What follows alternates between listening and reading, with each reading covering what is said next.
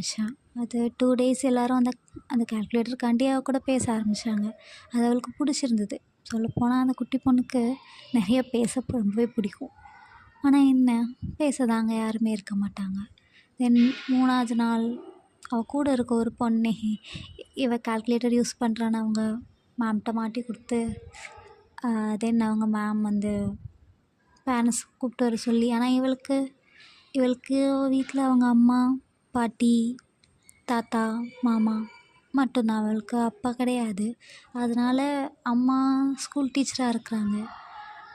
அவங்க ஸ்கூலுக்கு போகிற ரீசன்னால் தாத்தா வந்து இதுக்கப்புறம் இவ கால்குலேட்டர்லாம் கொண்டு வர மாட்டான்னு சொல்லிட்டு அவளோட யூகேஜிலே இவ்வளோ